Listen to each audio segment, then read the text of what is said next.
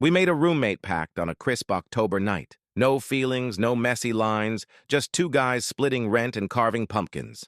Then Halloween came with its mischief, and one harmless pretend couple plan turned our living room into a small miracle. It started with fake hand-holding at a party and ended with real hands refusing to let go.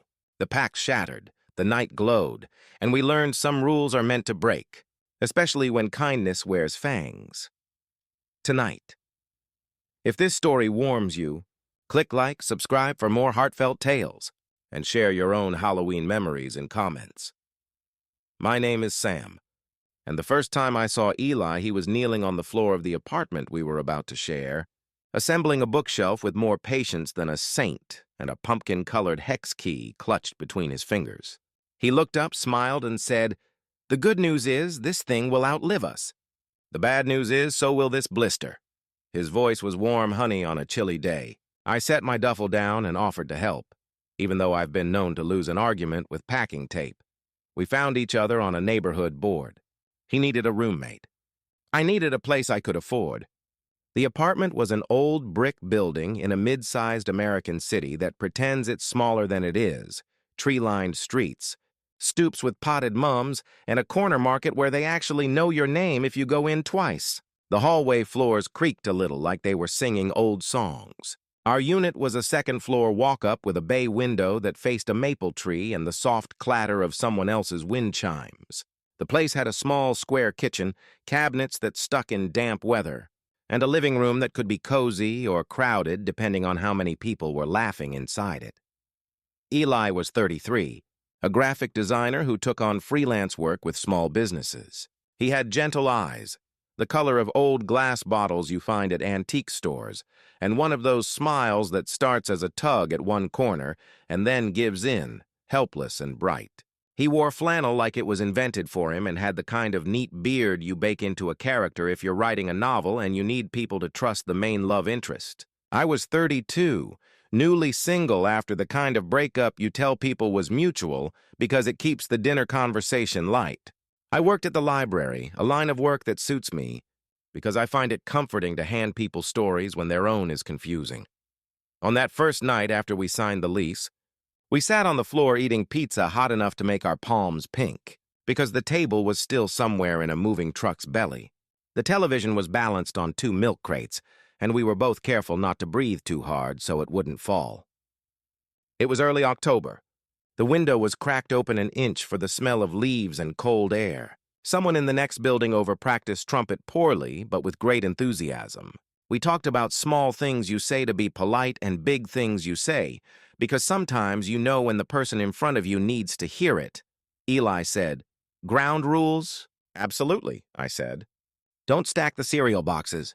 It makes them feel claustrophobic." He laughed then, and the sound filled the room better than our blinking lamp could. He took a breath and got serious. "Okay, real ones? Rent's due on the 1st. We'll switch off taking out the garbage. No dishes left in the sink overnight because those become science experiments. We agreed to a rotating cleaning schedule. We agreed to honest communication because we were grown men and had learned the hard way that silent resentments are just rain in a basement you think will dry on its own. Then Eli held my gaze and his expression did a small shift. More open, more careful. "One more?" he asked. "Hit me," I said. "No feelings," he said gently, almost apologetically. I didn't flinch. "You mean between us?" "Yeah," he said. "I like you, obviously, I've been down the road of my roommate is also my heartache, and I don't recommend it." "Copy that," I said. My voice stayed smooth, which is good because my stomach had done a small acrobatic trick. No feelings. We clinked our paper cups of fizzy soda like we were toasting a treaty, and I told myself it was wise, it was safe, it was adult. It also sounded like we were daring the universe to prove us wrong. The universe, I've since learned, loves a dare. It's funny how quickly a new routine becomes the thing you look forward to. Like turning on a porch light as daylight shrinks and strangers become neighbors. We fell into easy patterns. On work days, I left early with coffee in a travel mug that had a chipped handle. Eli stayed a bit later, his hair sticking up like a hopeful plant, a pencil tucked behind his ear. In the evenings, we cooked simple dinners, or we turned leftovers into something new. We'd sit with our feet up on the same coffee table, sharing the same blanket, when the building's radiator decided gurgles were better than heat. You can learn a lot about someone by how they watch a slow documentary and whether they talk through the credits. Eli stayed quiet and listened all the way through. He listened to director commentary like it was a friend solving a puzzle in real time. October deepened. Our neighborhood put pumpkins on stoops like a modest parade and strung orange lights low in windows. Eli brought home a small bag of decorative gourds because, in his words, our mantle needs whimsy. I printed out a recipe for apple cinnamon muffins I remembered from my grandmother's kitchen. We gave the muffins to our upstairs neighbor, Mrs. Alvarez, who had lived in the building since her husband's army days. She wore house slippers year-round and had opinions about everything, including the proper storage of onions, cool, dry, no excuses, and the art of waiting for the right person. You listen for kindness in his voice, nene, and watch for a man who moves chairs for other people without being asked. One night, right before the leaf blowers started their seasonal roar in our alley, Eli came home carrying 2 storage bins of Halloween decorations that looked like they had been through 3 moves and a flood. "Found these at my sister's garage," he said. "She's purging. You game to turn this place into a cute haunted house, not a terrifying one?" "I support cute," I said. "Bats with friendly eyes? A ghost that looks like it would apologize for spooking you." We spread decorations on the floor, and I realized we were the same kind of sentimental. There was a paper garland of cats with arched backs, a plastic cauldron we filled with individually wrapped caramels, a string of lights shaped like little pumpkins that refused to stop, blinking even after you slid the tiny switch labeled steady. Eli set a ceramic vampire on the bookshelf with a grin and stepped back to admire his work.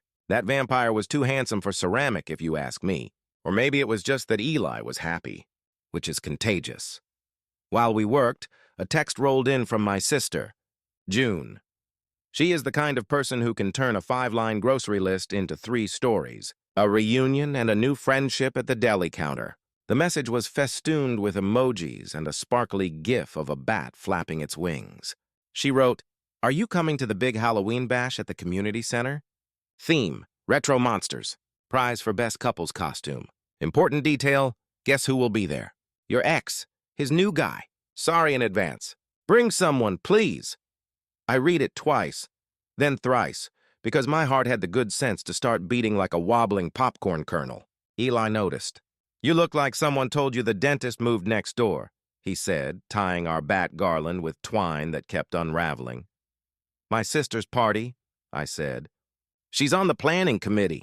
My ex will be there." Eli's face softened. He knew enough of my past to know that my ex, Daniel, had been my first serious relationship in years. We loved each other in a quiet, competent way that felt like a well-folded towel, neat and useful. He wanted a faster life, a condo by the river, vacations planned 6 months out, more hand-holding in public. I was slower. I like to let the cake cool before you put the frosting on, or else it melts off.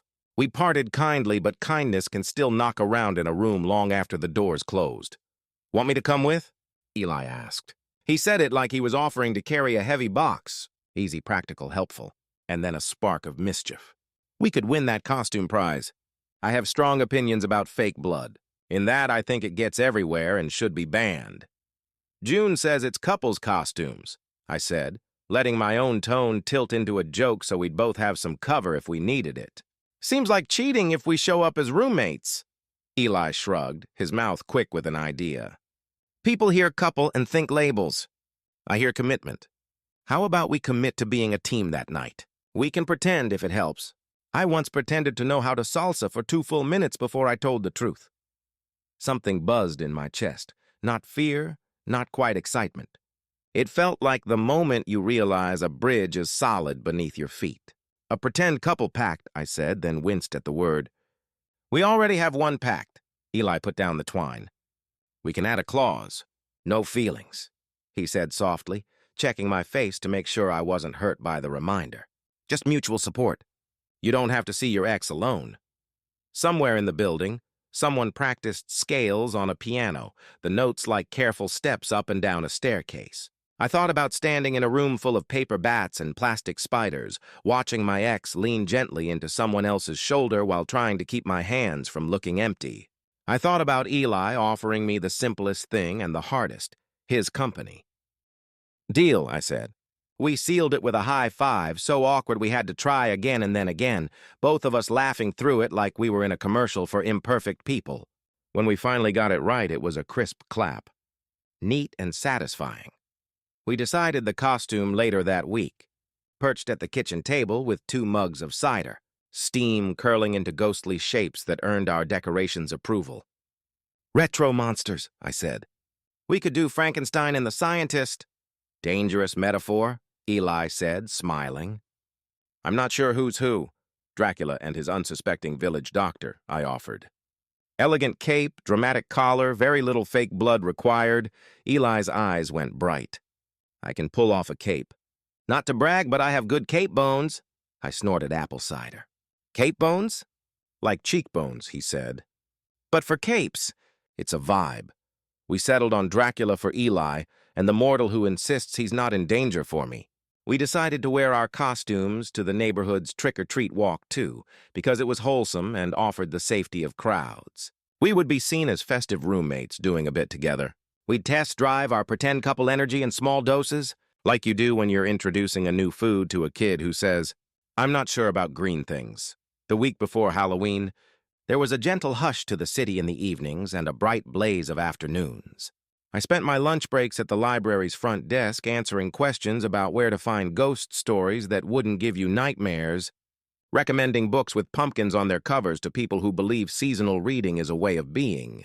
Eli worked in the mornings, then took bike rides through the park, sending me photos of leaves like a patchwork quilt flung across the grass. He bought a bolt of dark fabric for the cape and stitched it at our dining table, tongue caught between his teeth as he concentrated. I took my role seriously, too, practicing my best beleaguered doctor frown in the mirror and then ruining it by laughing. On the Thursday before the party, we practiced. That's what we called it. We put on the pieces we had. Eli's cape over his flannel, me in a rumpled shirt I could tuck into trousers like I meant business. He slicked his hair back not too much, and the effect was both dashing and tender, which sounds impossible until you know Eli. We stood in the living room under the pumpkin lights and talked about how we'd stand together, how we'd introduce ourselves, where we'd put our hands when conversation got awkward or we needed to show togetherness without crossing the line we'd drawn in careful marker. "This is to make you comfortable," Eli said. "It's a prop like my cape. Tell me what to do and I'll do it." "Right," I said. "Maybe here." I reached and took his hand. We did it without drama, like you take a cup from someone and both of you know the weight. His palm was warm. He squeezed so lightly you'd only notice if you were looking for the way a heart shows up in small things. We both exhaled at the same moment, a tiny unwinding. "You okay?" he asked. "Yeah," I said, and I was. Something in me that had been braced since June's text message let go a fraction. Like a tight thread loosening in a sweater, you could now slide over your head without struggle. At the trick-or-treat walk, kids in dinosaur hoodies roared politely at us, and parents in sensible jackets thanked us for not being scary. We stood at the corner where the city had set up a table with hot chocolate, the kind you drink even if it burns your tongue a little because it feels like a good kind of pain. Mrs. Alvarez smacked my arm with her folded copy of the Community newsletter and peered at Eli's cape with approval. "Ah," she said. "You look nice." "Thank you," Eli said, bowing just enough to be charming. "My tailor says I have excellent cape bones." She blinked once, then nodded, as if that was an established fact. She took a caramel from our bowl and leaned in. "Between you and me," she said, "some rules are armor that keep you from getting hurt. But you can miss the good stuff like that, too." She tucked the caramel into my palm like it was a blessing. "Whatever you boys are doing, do it with kindness." "We are," I said, and meant it, even if what we were doing still fit into a box labeled pretend. Saturday came, and with it the party. I showered too long, changed twice, and paced like I was waiting outside my own door. Eli knocked gently on my room's frame, even though it was open, and said, "Ready?" He had a little line between his eyebrows he gets when he worries he's misjudged the tone somewhere, like a musician with tune-perfect ears. "Ready," I said. The community center gym had been transformed with crepe paper and goodwill. There were cutouts of spiders taped to the walls and a DJ who played songs with goofy Halloween references. Friends I hadn't seen in months were there wearing outfits that could charitably be called inspired. June was dressed as a lighthouse, her head a glowing beacon which checked out because she is one for me. She came at me with a hug and an arm brimming with bracelets. "You look like you'd insist on a tetanus shot before I step into your examination room," she declared, then turned to Eli. "Well, hello? Handsome Dracula." Eli slipped into the pretend the way some people slip into a second language they grew up around. He took my elbow gently, not possessive, and introduced himself with the kind of straightforward warmth that made people like him on the spot. "I'm Eli," he said. "I'm with Sam tonight." The way he said it made my throat threaten to do a foolish thing like swallow a sob. I breathed through it. If you've ever stood near someone who makes you feel safe in the middle of a crowd, you know what it is like to be an island and a bridge at once. People came and went, and we did all the talking small and big that comes with a party. One ear always tuned for the name we were both trying not to hear. When I finally saw my ex, it was less like a piano drop and more like a quiet door opening. Daniel was in a ghost costume that matched the gentle style I had loved about him. 2 careful eye holes, a neat sheet, a sign around his neck that said boo, but respectfully. His new boyfriend had glitter on his cheeks and wore a suit with tiny stars stitched into the lapel. They looked good together. I half expected an old ache to bloom, but it didn't. What came instead was gratitude for what had been and relief for what wasn't my job anymore. Daniel approached with his familiar small smile. "Sam," he said. "Hey, you look official." "Doctoring," I said, indicating my costume, and thanked my mouth for keeping its sense of humor. "You look like the kind of ghost who would text before showing up." "You know me," he said. He glanced at Eli, who squeezed my elbow in exactly the way we had agreed, then let his hand fall to my wrist, thumb brushing once across the spot where a pulse says hello. "This must be Eli," I said. "My roommate, my team for tonight." "Nice to meet you," Eli said. He didn't overplay it. He didn't lean in too hard. He made it easy to tell the truth within the boundaries we'd set, which is exactly what kindness feels like. We chatted for a minute, and then the DJ announced the couple's costume contest. It was all silly and fun until the moment we had to take each other's hands to step onto the gym floor. There's something about a gymnasium that brings back childhood, the squeak of shoes, the smell of wax and popcorn. Eli's hand slipped into mine, and the room did a soft blur at the edges, not from nerves but from knowing. I've tried to explain it to myself since then. How a hand that felt like a prop 3 nights before felt like a truth now. It wasn't drama. It was relief. We didn't win the prize.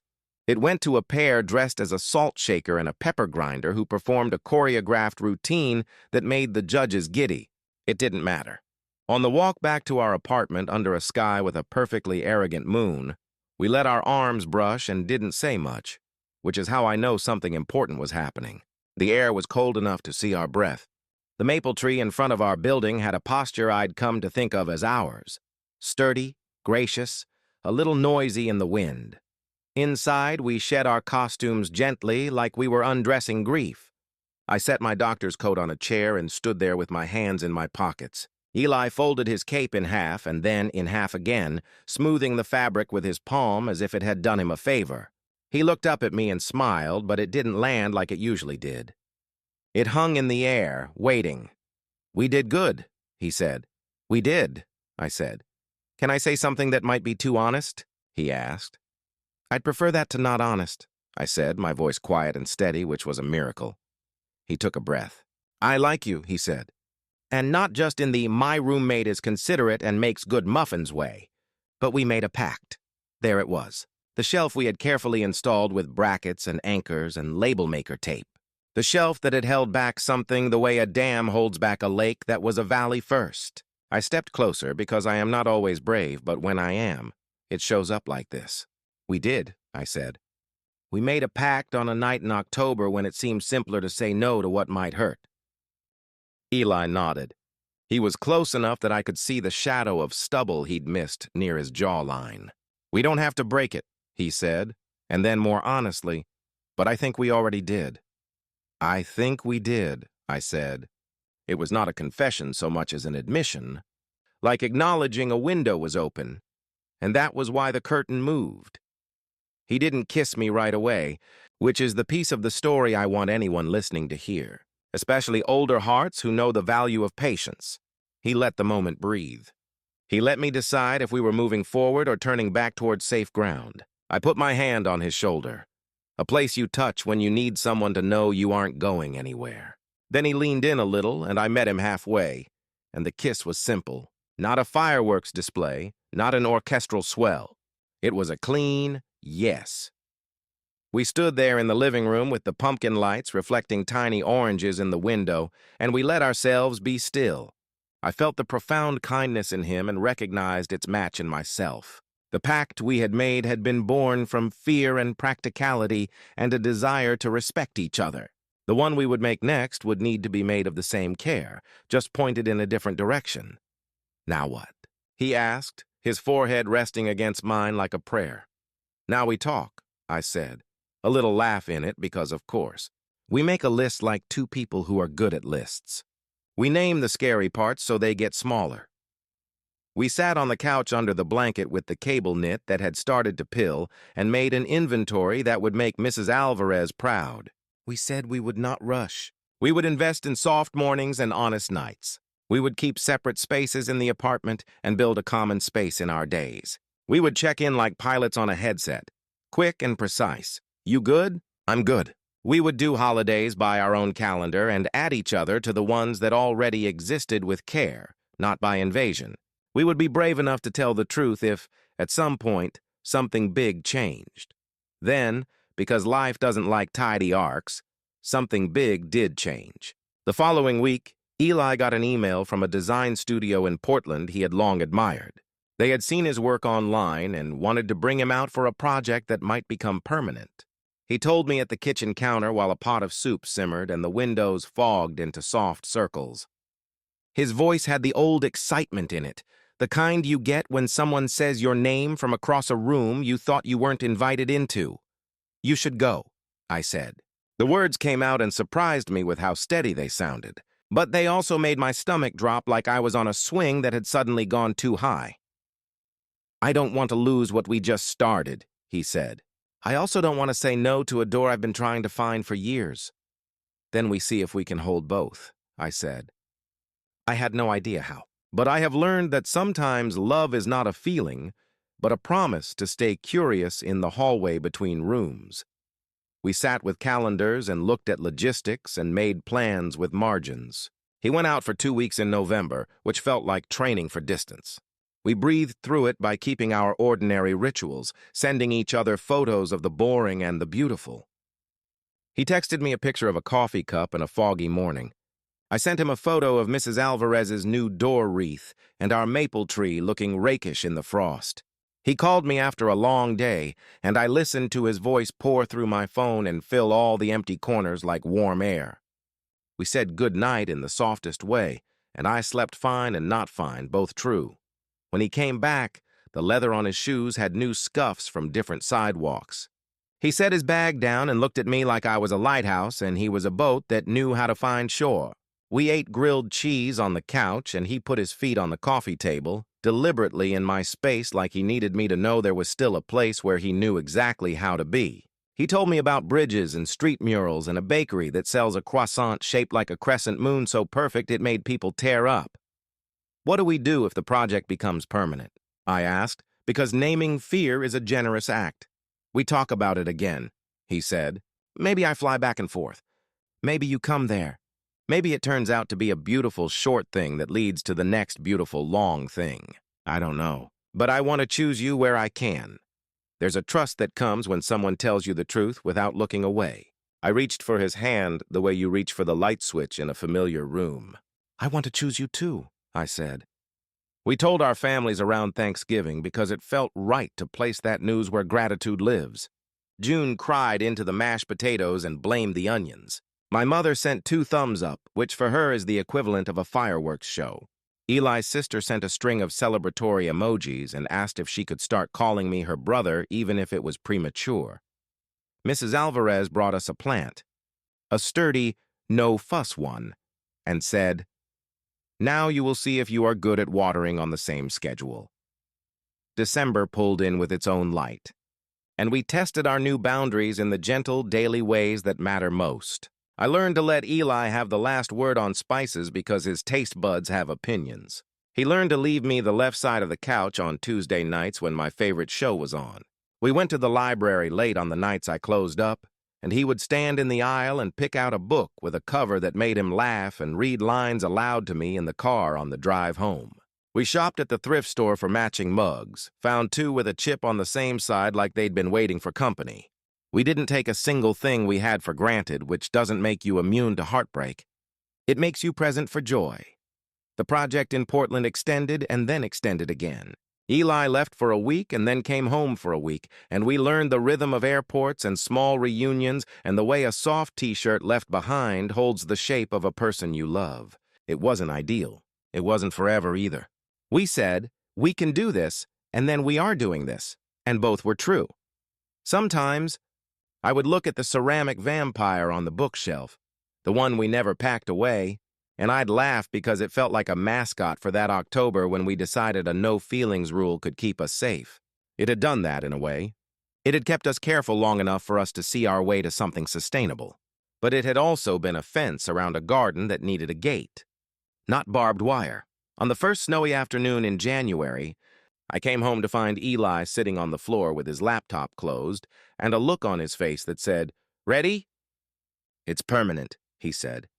They offered me a full-time spot. I told them I needed a night to think. I sat across from him and took a backup breath, the catching my balance one. "How does your heart feel when you imagine saying yes?" I asked, a question I'd learned from therapy and old ladies who know things. "Alive," he said. "And scared." "Same," I said. "I don't want you to say no to something you love because of me." "I don't want to say no to you because of a job," he said. This is where it's tricky, right? Because maybe the kindest thing is to complicate our lives for a while. "What if we move the pact?" I said. "We keep the no-feelings part broken, obviously." And he smiled at that. "But we bring the rest along.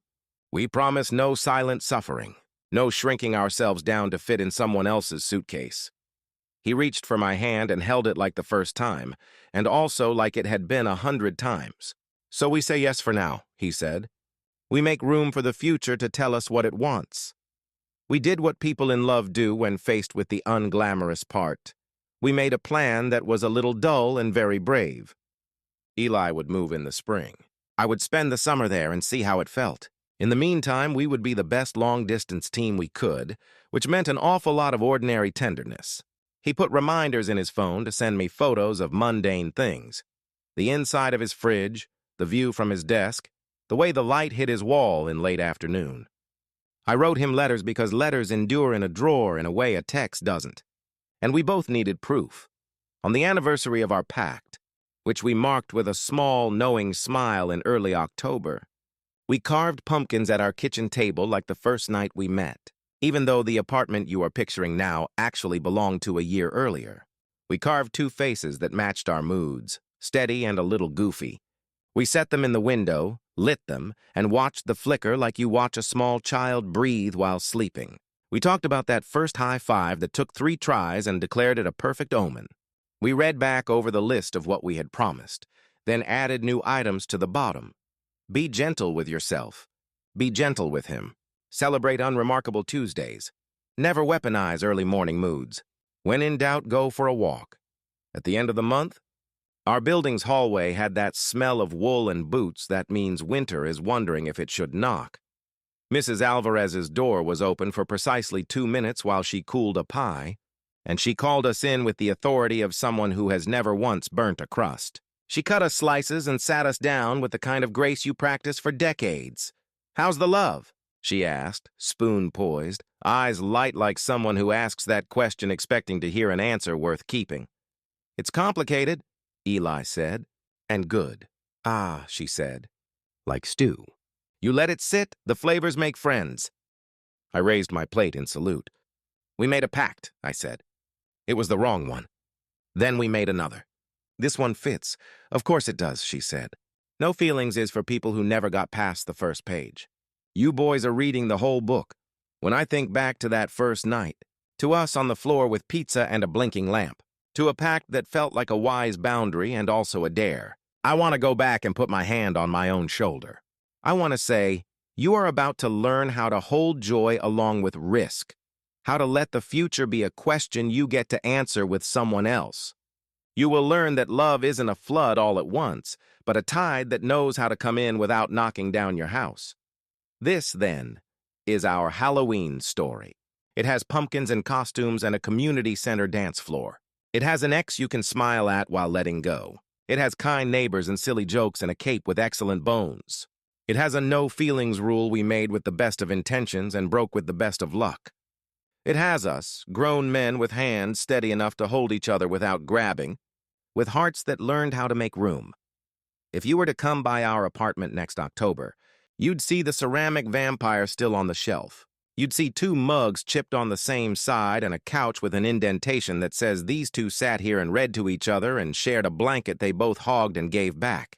You'd see a list on the fridge, written in neat writing and messy handwriting, all the ways we choose to show up for each other when the calendar turns and the air changes. You'd see a doormat that says welcome like it means it.